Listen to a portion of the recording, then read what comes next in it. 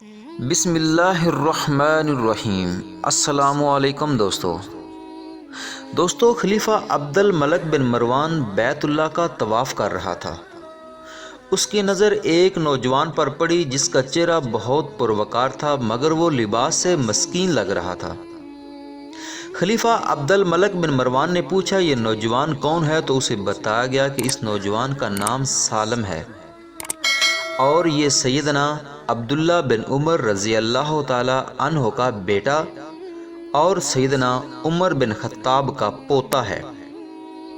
خلیفہ عبد الملک بن مروان کو بڑا دھچکا لگا اور اس نے اس نوجوان کو بلا بھیجا۔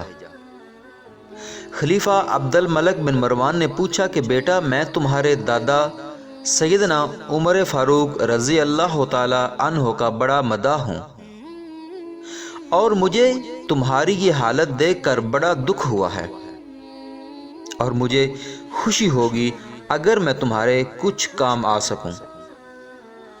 تم اپنی مجھ سے ضرورت بیان کر سکتے ہو، جو مانگو گے تمہیں وہ دیا جائے گا۔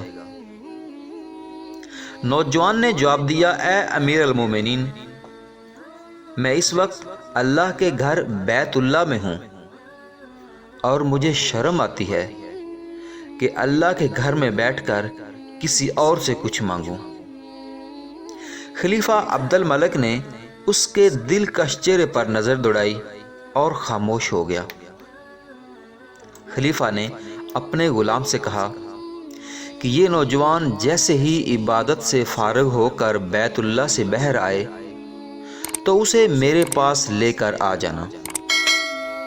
سالم بن عبداللہ بن عمر جیسے ہی فارغ ہو کر حرم کعبہ سے باہر نکلے تو غلام نے ان سے کہا کہ امیر المومنین نے آپ کو یاد کیا ہے۔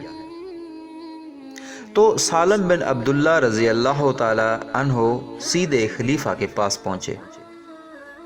خلیفہ عبد الملک بن مروان نے کہا نوجوان، اب تو تم بیت اللہ میں نہیں ہو، اب اپنی حاجت بیان کرو۔ میرا دل چاہتا ہے کہ میں تمہاری کچھ مدد کروں، تمہارے کسی کام آ سکوں۔ تو دوستو سالم بن عبداللہ رضی اللہ تعالی عنہ نے کہا اے امیر المومنین، آپ میری کون سی ضرورت پوری کر سکتے ہیں؟ کوئی دنیاوی ضرورت پوری کر سکتے ہیں یا آخرت کی؟ امیر المومنین نے جواب دیا کہ میرے ہاتھ میں تو دنیاوی مال و متاع ہی ہے۔ سالم بن عبداللہ نے جواب دیا اے امیر المومنین، دنیا تو میں نے کبھی اللہ سے بھی نہیں مانگی جو اس دنیا کا مالک کل ہے، تو وہ دنیا میں آپ سے کیا مانگوں گا؟ میری ضرورت اور پریشانی تو صرف آخرت کے حوالے سے ہے۔ اگر اس سلسلے میں آپ میری کچھ مدد کر سکتے ہیں تو میں ابھی بیان کرتا ہوں۔ خلیفہ عبد الملک بن مروان حیران ہو کر رہ گیا اور کہنے لگا کہ اے نوجوان، یہ تو نہیں، تیرا خون بول رہا ہے۔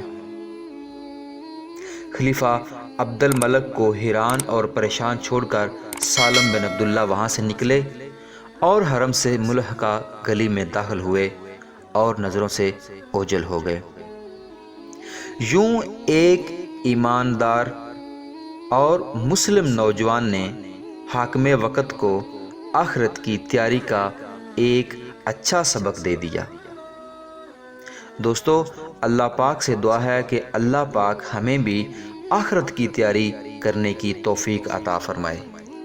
آمین ثم آمین۔